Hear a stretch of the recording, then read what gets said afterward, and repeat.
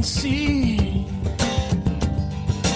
I wanna go where the lame will walk. I wanna see the sick ones clean, where the deaf can hear and the silent talk. Where are you going? To a ghost dance in the snow.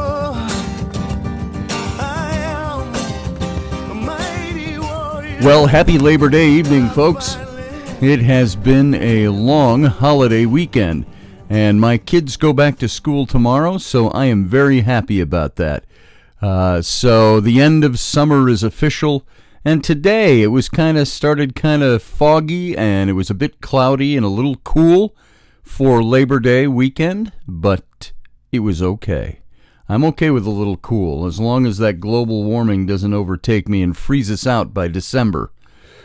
This is Scotty Roberts, and of course you're listening to the Intrepid radio program right here on Odyssey Radio Network. And if you want to go hear it live in audio on the radio, that is odyssey1.com, ODYSY1.com. Little different spelling for Odyssey, as we all know by now, but just in case you're a newcomer.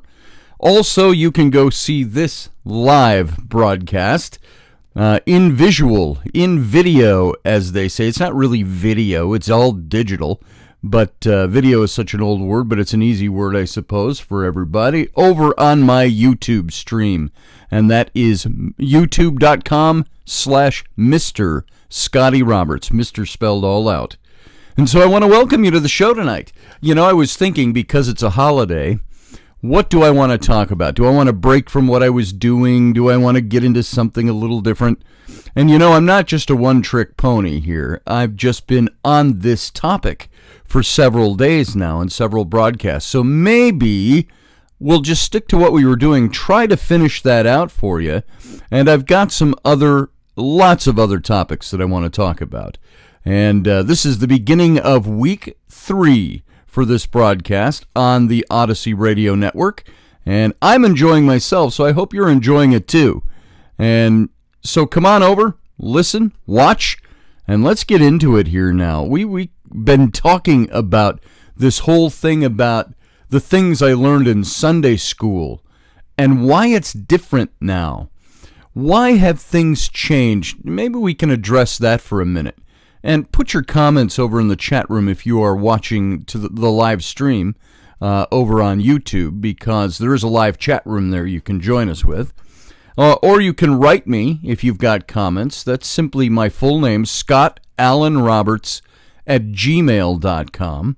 And see what you think about some of these things. But there is a reason, it seems, that we have drifted away from believing the traditional stories as they were taught us, especially in Western culture, and that we start to drift into thinking there's got to be more to this. There's more to this story.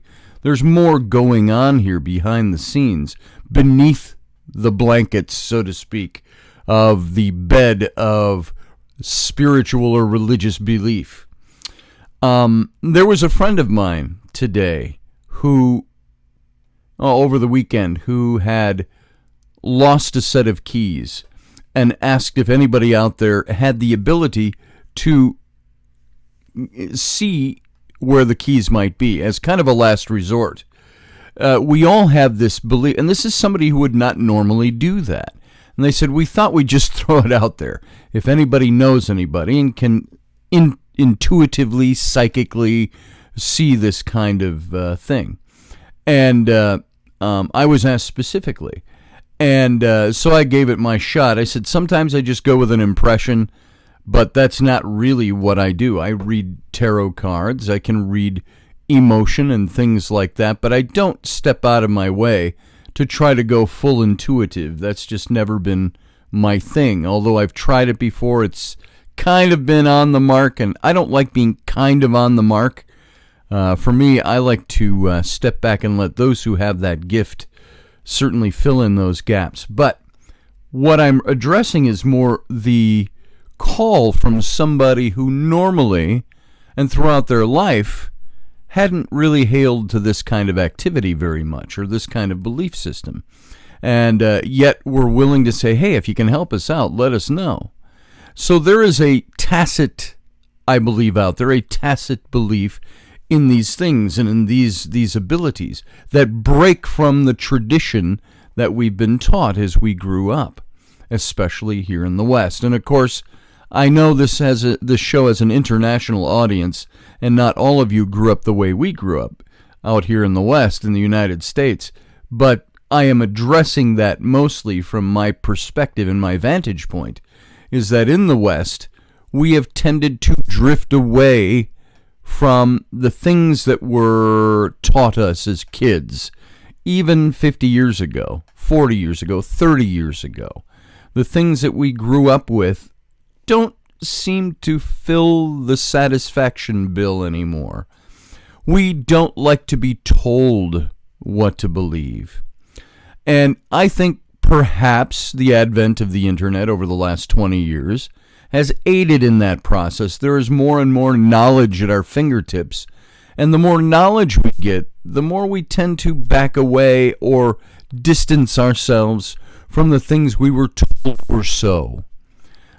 Just take a quick look, or at least a quick thinking in your mind, of the way religion and religious stories and religious thought used to be taught even 100 years ago, 50 years ago.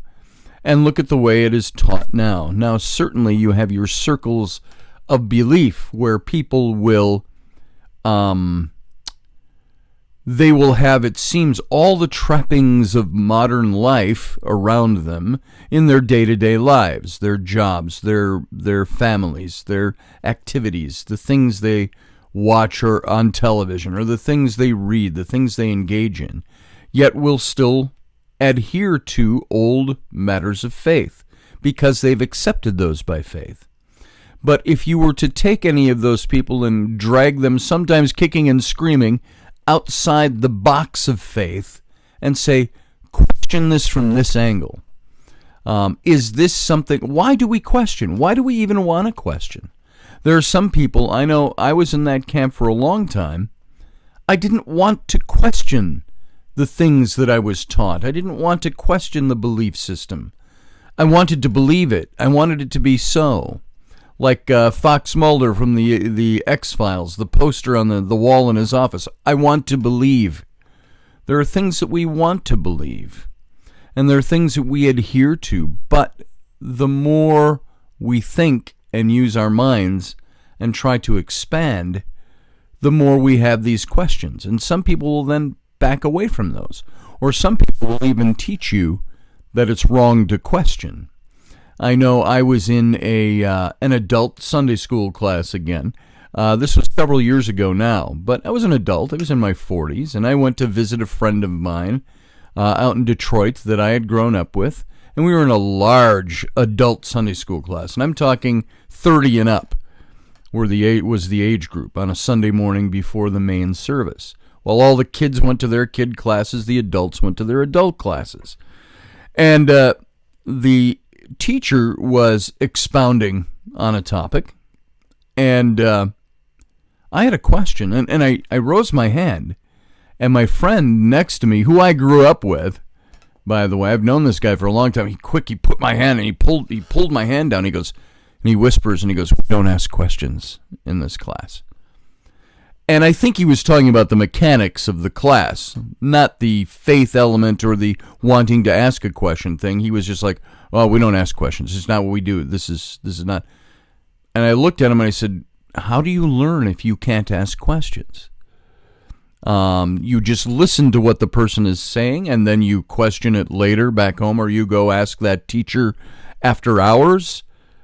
that bothered me a bit, but it seemed indicative of the kind of religious practice I was coming out of, that I had already started coming out of, was one that didn't allow me to raise my hand in a class and ask a question.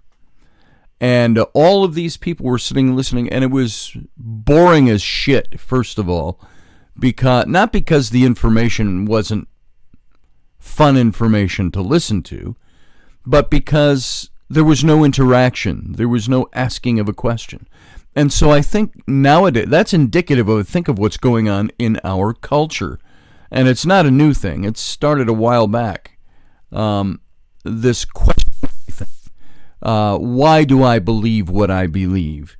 If I say I'm Christian, why am I Christian? If I say I'm pagan, why am I pagan? When it comes to paganism, by the way, I've seen an awful lot of what we used to refer to as, not in religious circles either, just in circles of people I knew, we referred to as acorn shakers of the week, meaning they're out hugging the oak tree and dancing naked in the oak groves. These acorn shakers of the week who wanted to be pagan, I found, ended up being a lot of kids, usually younger people, who wanted to get away from the Methodism of their parents, or the Baptist, or Lutheran, or Catholic, or whatever you might want to call it, or sometimes even Judaism. And so, in my experience. And so, everybody has a question. Everybody wants to ask the questions, but make sure you're asking honest questions. Questions: why do I believe what I believe? Why would I adhere to something else? For me, I started doubting the faith issue. I started doubting some of the spirituality that was supposed to be behind certain aspects of Christianity. And while I started giving up on there being a God as defined in the pages of the Bible, I found that I was immediately putting my faith in other things on a spiritual level. And I thought, I can't really do that and be consistent. And so I started, I'm not a full-blown skeptic, I'm not a full-blown atheist of any sort, but an agnostic, because I began to question the things I didn't know. And I wanted to know answers. And so that's why I personally set off on that path.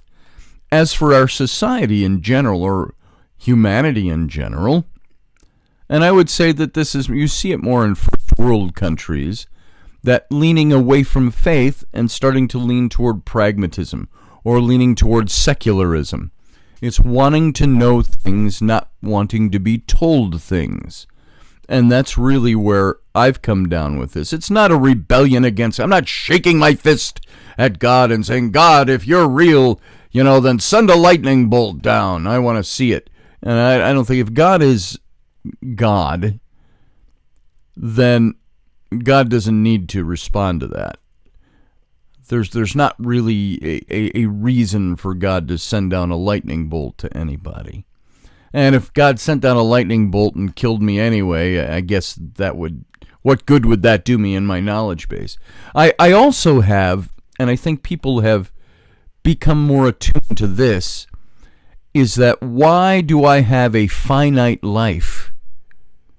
By finite, I mean, most of us, let's say we don't go out and get hit by a bus or die of cancer or something like that. The human lifespan is roughly 80 to 100 years old.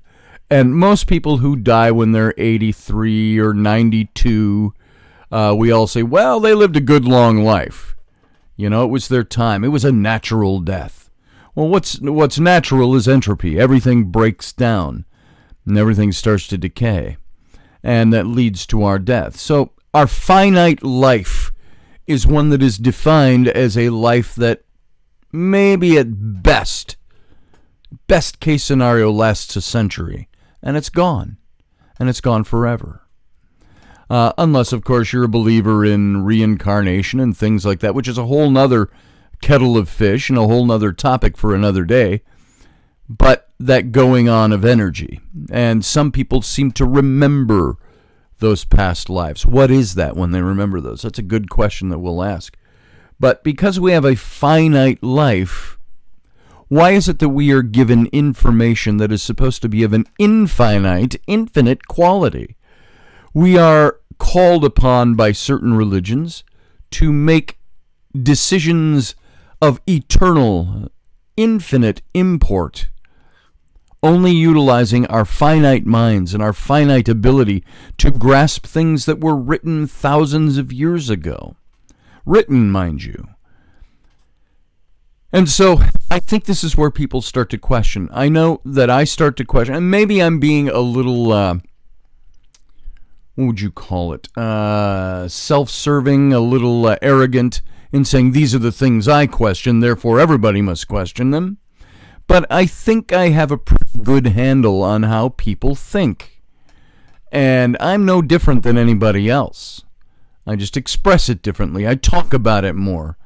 There are many people who, you ask them in Western culture, what do you think is going to happen to you after you die? And most people say, well, I hope I'm going to heaven. And you say, why do you only hope that? Why don't you know that? If it is a decision to not go to hell because of cognitive action you take to place your faith in a deity and in a certain set of strictures about spirituality and religion, if that's a necessity for us to do, why has the infinite God left a decision of infinite import up to the minds of finite flesh and blood, made out of clay humans that have no ability to go beyond what we're able to see and comprehend? So we just have to believe what's been passed down to us. And the question then becomes, are those things that are passed down to us accurate? Is the writings, the collection of books that are passed down to us in the Bible especially, are those things that we can trust? Can we trust that that's the truth? And if that God who revealed that information to finite man, that infinite God, some thousands of years ago to be written down in books, is there something wrong that he no longer has the ability to reveal those things to us? To make it less of a mystery? Why should eternal destination or eternal life, infinite life beyond the boundary of carnate flesh and blood life, why should that be a mystery? Why should it be left to the minds of people who cannot comprehend the infiniteness of what comes next? To understand, why is everything always housed in a mystery, and it's got to be something that you earn? They say in our circles, they said you don't earn salvation for eternity. It's a free gift from God. Well, what if that free gift is something that you can't see and you can't comprehend? You have questions, and yet there are no ways of getting answers other than acting on faith. That is what this is all about. That's why I've been doing this series, is to look into and ask those questions. I look at the question, I've got it up here in my notes right here. We kind of left off talking about how the serpent character in the garden, Nakash, tempted Eve. He seduced her. Tempted, we put this huge negative connotation on. He seduced her. There was probably a cover story here, an encoded message of sexual activity. And it produced itself in Cain and Abel, fathered by Nakash and Adam. And that's why you see the activity that takes place afterwards. And so he seduced, the serpent character seduced Eve away from her husband. He impregnated her. She conceived Cain. And then Eve brought the sexual knowledge to her husband Adam, and they had sex, and she conceived Abel, the twin brothers, conceived by two different fathers. But Nakash did so much more. Buried in this encoded mythical tale, he also passed to the first couple the forbidden knowledge of the Elohim, the pantheon of gods that was ruled by Elohim, the singular. And comparatively similar events took place when Enki, also known as Iyah, which was the base word in the Canaanite culture, Iyah for Yahweh, which is Jehovah, when he went to the humans and he incited rebellion against the gods by passing on their forbidden knowledge to the humans from his place in the snake marsh, or Iyah's den, Iyah-den, as it became known in the biblical story. The ancient Sumerian cuneiforms tell that this was done against the wishes of his superior god, Elil, the chief god of the Anunnaki. The superior god. It was kind of like Zeus and the minor gods. And as a punishment for this, Elil sent, for this treasonous act of revealing forbidden knowledge, sent Enki and his followers to the subterranean caverns of the earth to dwell forever. The great Abzu is their domain. Abzu, the underground sea, it was known as. And within its vast cavernous systems, this is where they were sent to dwell. Now we're assuming because they're gods, there was spirit form, but it was there also physical form. And there's a interesting little quote I have here. When God said that there would be enmity, or he would make enemies out of the humans against Nakash and his kind, the Elohim. It's in a rather tragic way for Western religious thought then. The story seems to suggest that God stands against our own moral maturity, against sexuality, and against the divinization of human nature through the acquisition of knowledge and sexual pleasure. It also insinuates, when it does not actually shout it, that we all die because our first parents knew each other, knew in that biblical sense, sexual sense.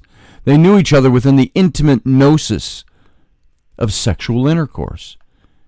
Because they fucked, we're screwed. And that was by Jeffrey Kripal. He's an excerpt from his book, The Serpent's Gift, the Gnostic Reflections on the Study of Religion. And this is the big question out there, is especially in religious or spiritual thought. And I even asked it when I saw that they were not to eat, Adam and Eve, of the tree of the knowledge of good and evil. And once they had that knowledge, the Elohim said, we have to go down and also prevent the humans from eating of the tree of life, lest they live forever. And so they kicked them out of the garden. So once they gained this knowledge, whatever metaphor it was, or encoded story, or I already said metaphor. I'm trying to come up with the allegorical tale.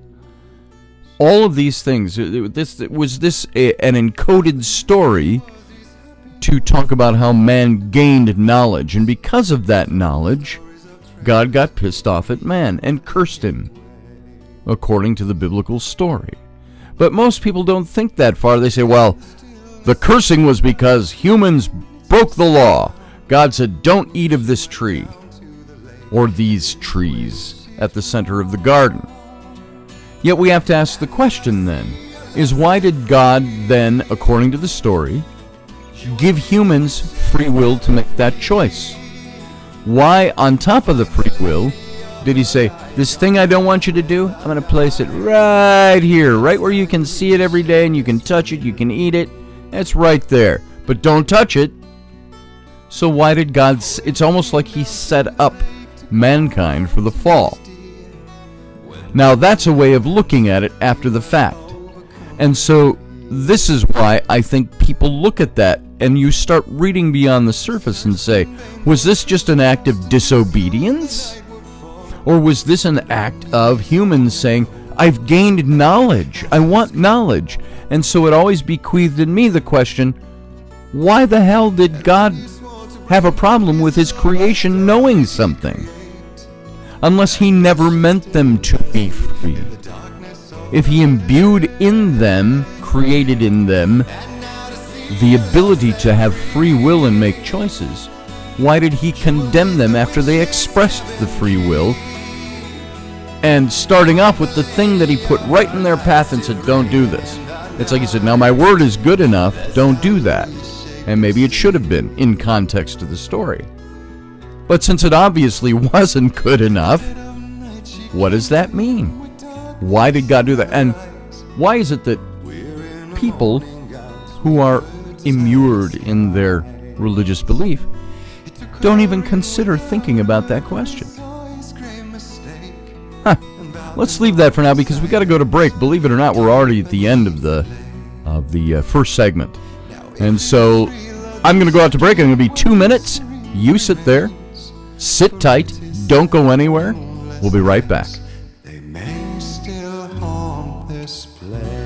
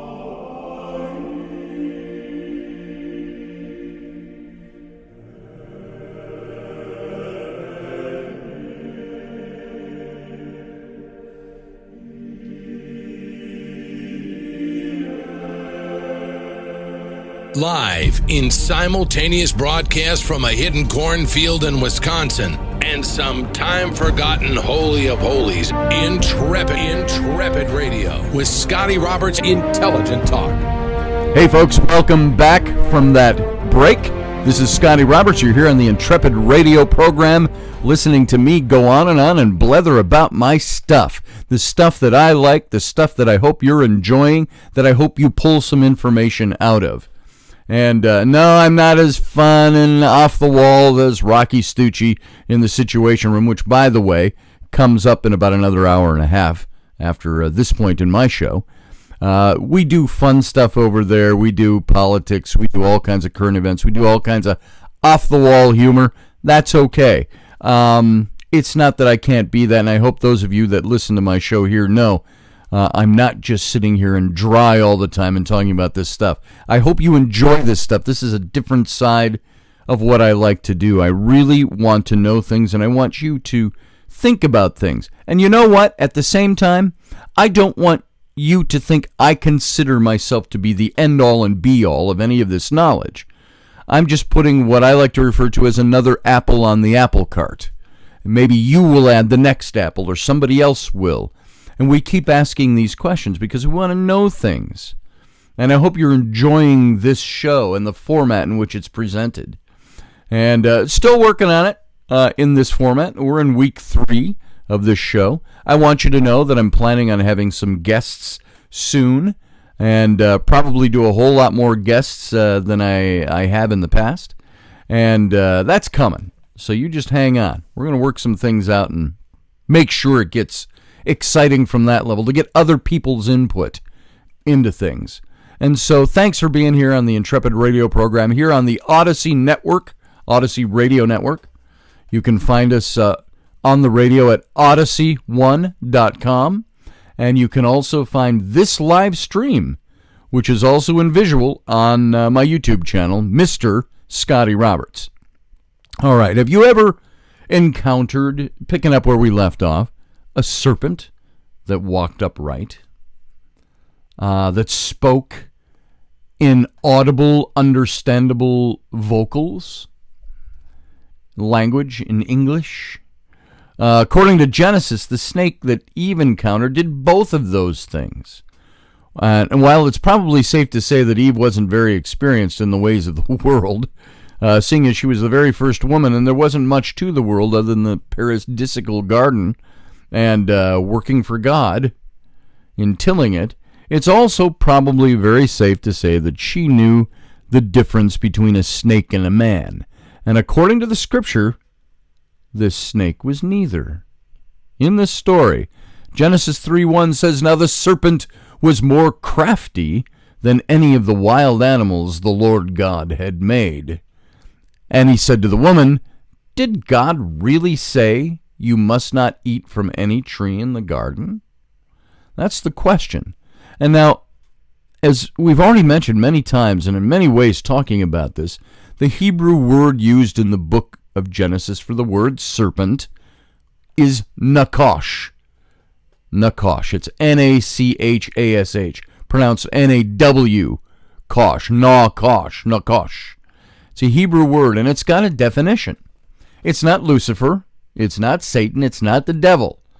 Remember, we said that came 1,000 years later. They attributed those names to this character in the Garden of Eden story.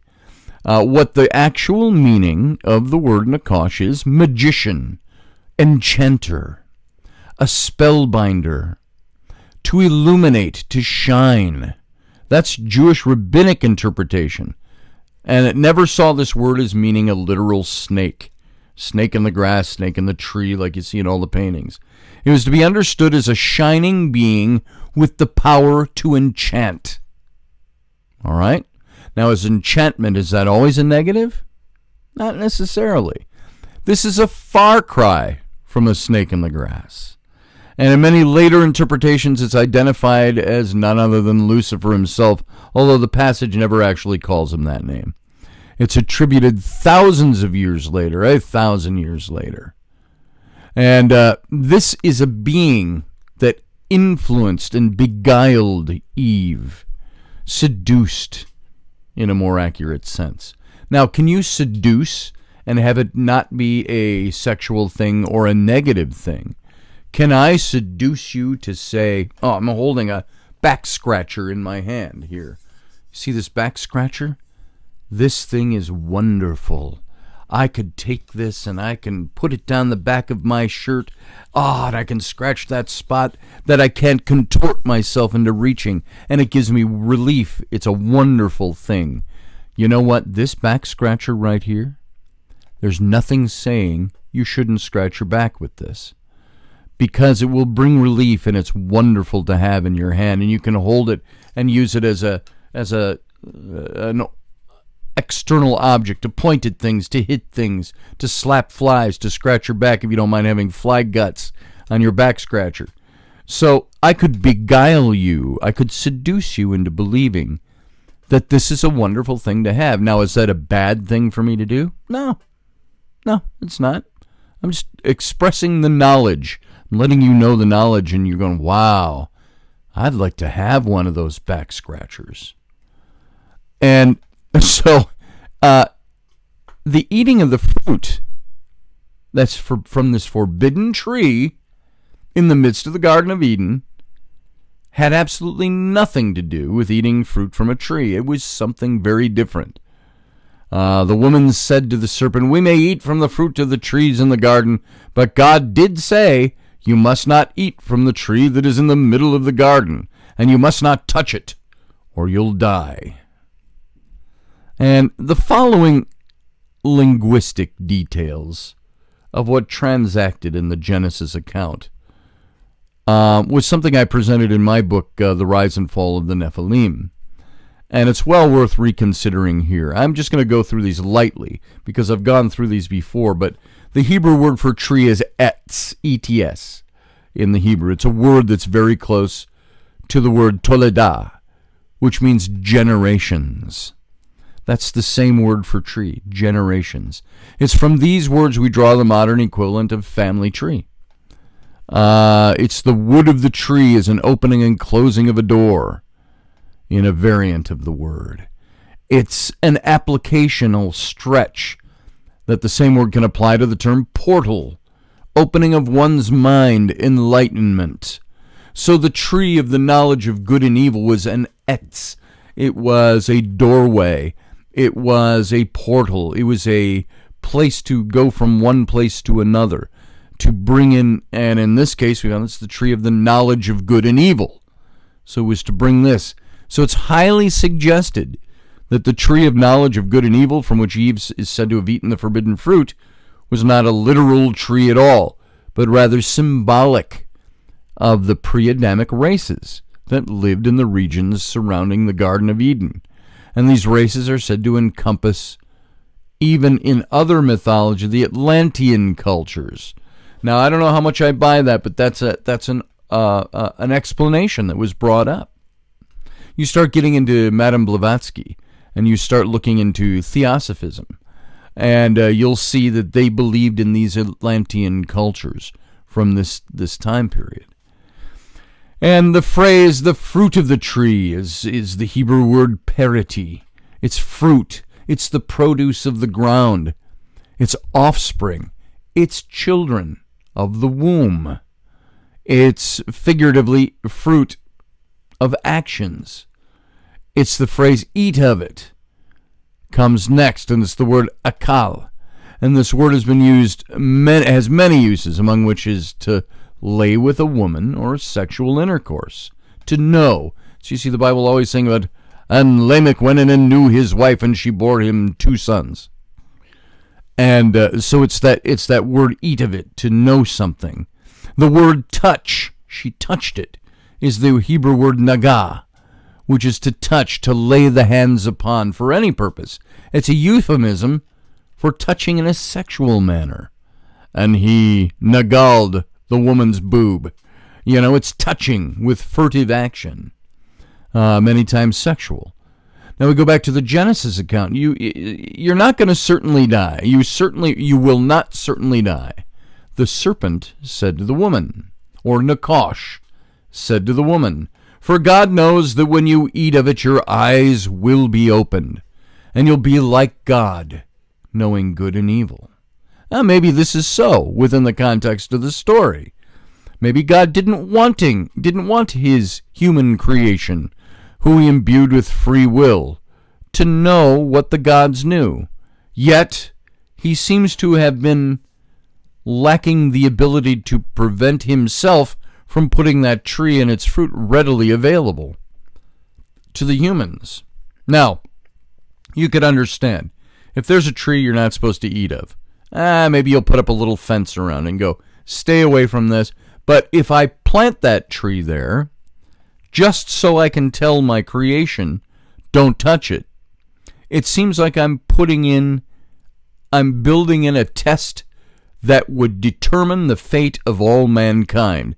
If the outcome of Adam and Eve eating that fruit was the eternal sin nature that would separate humanity from God, which is what we're taught theologically, and what happened in the garden, the curse, if that is the outcome, then why put it there? Why not even let the humans know it exists? Maybe that's 21st century reasoning. I don't know. And so it says they ate of the fruit, their eyes were opened. And this wasn't an ordinary tree, obviously. In fact, it wasn't a literal tree at all. And many biblical scholars interpret this as Lucifer himself. And the definitions of some of the Hebrew words used here are controversial as to their application in the context. And that's to say that there may be opinions that have already been drawn prior to extrapolating meanings and applying them to the context. And here are the words from the Hebrew passage for this. The phrase, pleasant to the eyes. It says, Eve saw that it was pleasant to her eyes. Shamad, or chamad. It's to desire, to covet, to take pleasure in, to delight in, to be desirable, to delight greatly, to desire greatly, desirableness, preciousness. All of these words are what pleasant to the eyes means. It was something that, if you apply it again to sexuality, it's when you of either gender look on somebody else and you go, wow, I would like to delight in that. That's desirable.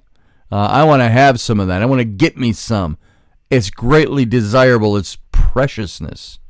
That's what this word means. The word desired in the Hebrew is ta'avah, to yearn for, to lust after.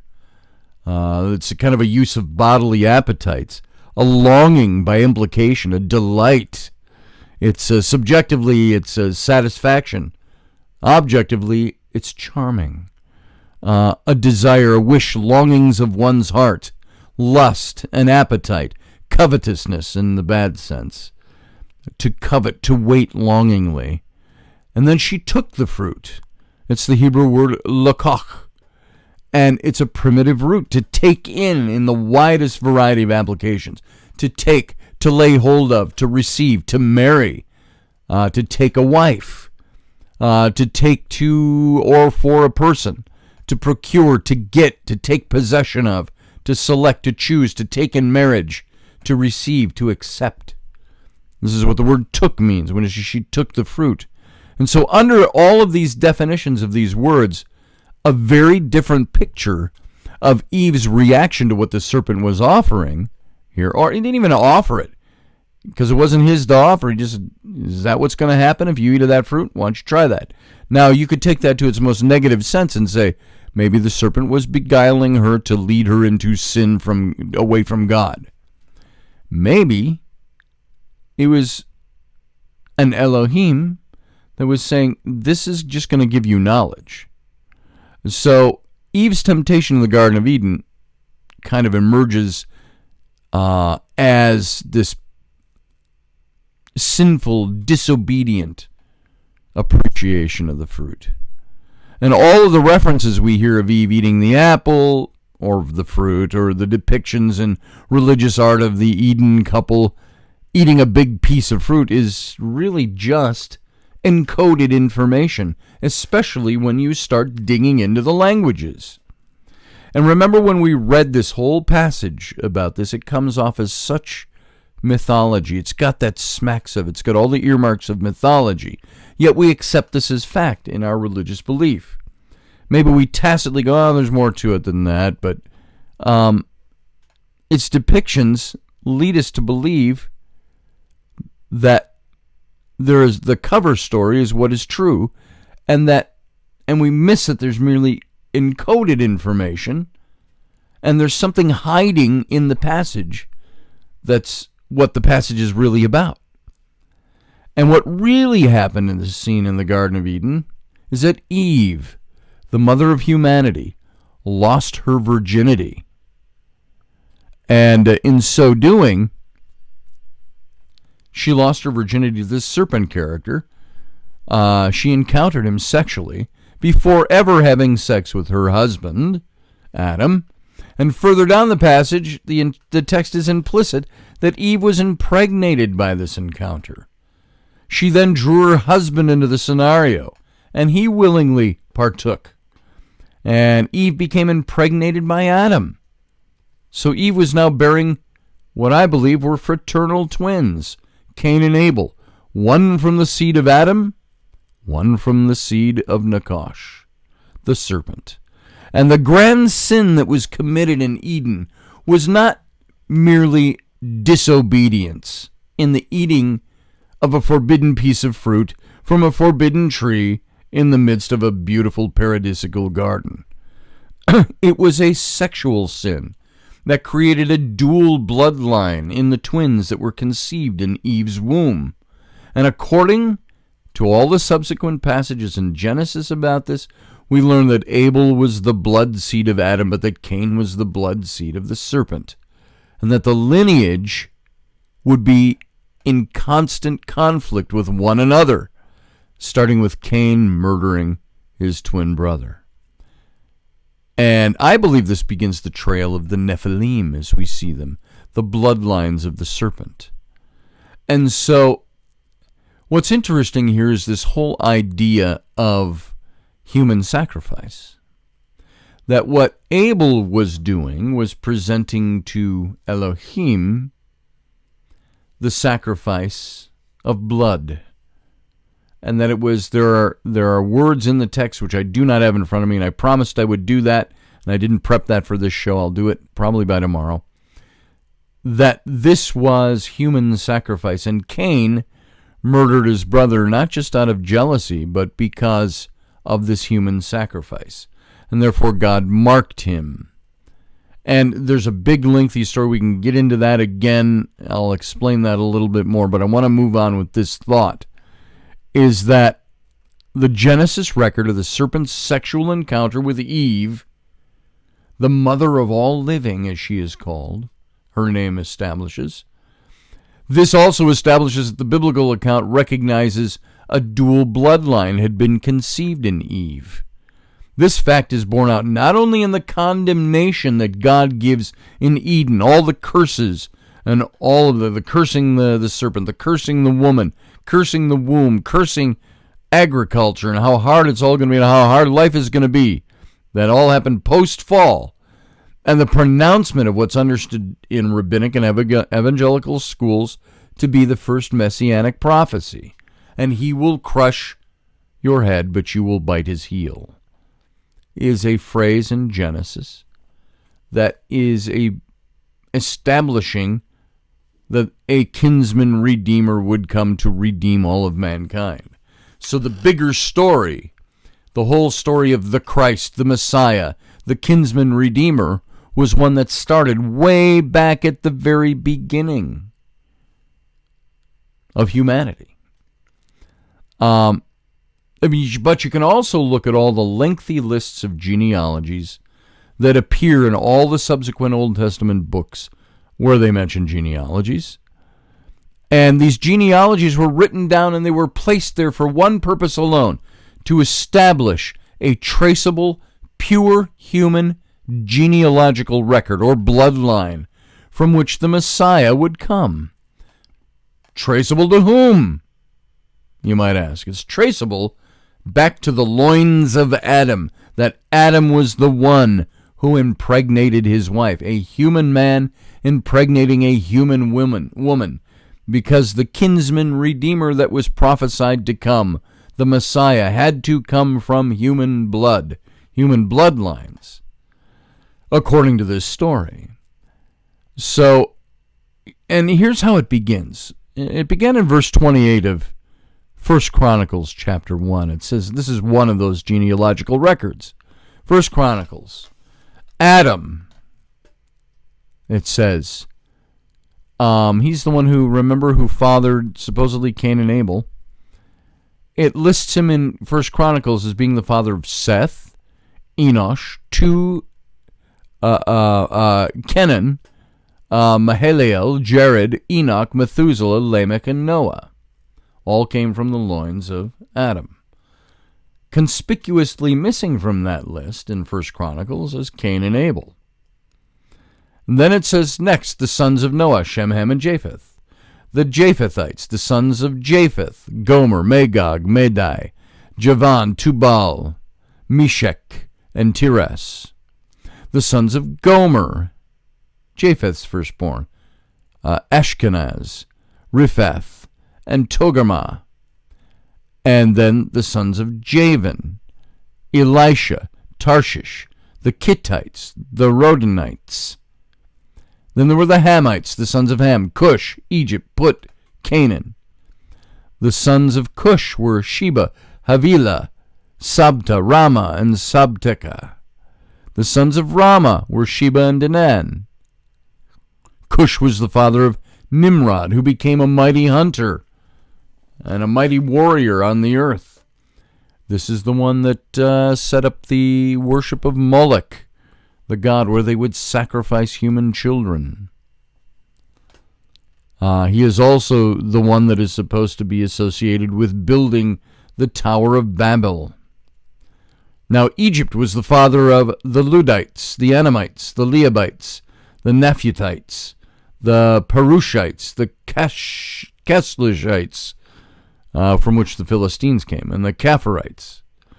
Canaan was the father of Sidon, his firstborn, and of the Hittites, the Jebusites, the Amorites, the Girgashites, the Hivites, the Arkites, the Sinites, the Arvadites, the Zemarites, and the Hamalites.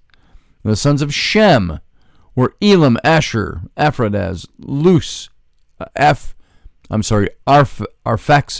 Lud, and Aram. And the sons of Aram, Uz, Hul, Gether, and Meshech. And this list goes on and on and on. I could just keep reading and reading and reading. And these genealogies go on for 8.5 more chapters. And in the book of Numbers, you have 13 chapters of genealogies like this. But why was there this need to go through all that idiocy? You know, just trying to recite it. Imagine just reading it. Why was there this need to trace the human bloodline back to Adam, who was the forebear of all of them? Why such a meticulous biblical record of the flow of humanity from the first human man? It was to establish the traceable lineage of the coming Messiah, the kinsman redeemer, the one who would be one of us Messiah, prophesied during the pronouncement of the cursing and the judgment back in Genesis 3, where he's judging the serpent and judging the woman, judging the man. And he's saying there will be one that will rise up and you'll bite his heel, but he'll crush your head. This is considered in all circles, rabbinic and evangelical, to be a messianic prophecy. But then they had to establish the bloodline to show that the coming kinsman redeemer, who we didn't know when he was coming, came from human bloodlines, the one of us redeemer. And these genealogical records to exist for one purpose and one purpose only, to establish that there existed a dual bloodline in humanity, bequeathed in the Garden of Eden, the seed of Adam being the pure human bloodline, and the seed of Nakosh being the bloodline of mixed human and Elohim blood, celestial blood. The sons of Nakosh, as bred into Eve, and lived in Cain. And as I've noted several times in the First Chronicles passage, the firstborn son Cain, as well as the younger twin whom he murdered, are both omitted from the genealogy. But why is that? Why? Why were they omitted? Cain's the firstborn, and by Hebrew tradition should have appeared in the list immediately following Adam, but he's omitted from the genealogical record, as listed in the Old Testament, for one simple reason. He was not pure human. He was of mixed blood, and the kinsman redeemer could not come from his bloodlines. Cain was of the mixed blood of Nakosh and Eve, and Elohim, and a woman. He was the first of the Nephilim. And Abel wasn't listed in the record for the simple fact he was murdered by Cain before he had any kids. He didn't bequeath any children. And that's why we see the third-born son, Seth, listed in the genealogical record as the direct descendant of Adam. And now, again, if you recall, this is extremely important, by the way, to understand the entirety of the Old Testament. Cain, as the firstborn son of Eve, was fathered by Nakosh, the serpent character in the garden, the Elohim, the bright shining prince of heaven, the bringer of knowledge, the illuminator. He represents the mixed bloodline, Cain does. And if the Messiah was to be the kinsman redeemer, the savior of mankind, born to mankind, born of mankind, his lineage had to be established as being pure human bloodline. Therefore, a descendant of Seth and not Cain. But what's funny is when you get all the way up to the impregnation of Mary, if she was impregnated by God to bear the kinsman redeemer, was that child then, just like Cain, a product of a mixed breeding?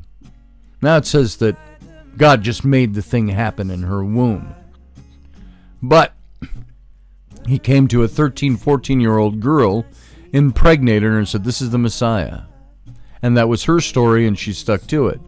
Not saying that you have to doubt that, but there's the question. So the kinsman redeemer, the one who would be one of us, had to come from human bloodline. But did he? Let's address that when we come back next time.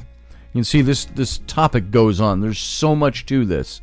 I want you to get it. We're at the end of the show, folks.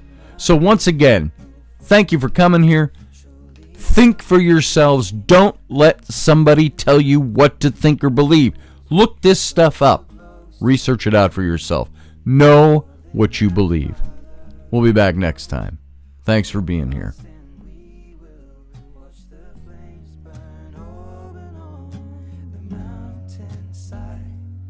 Desolation comes upon the sky, and I see fire inside the mountain. I see fire.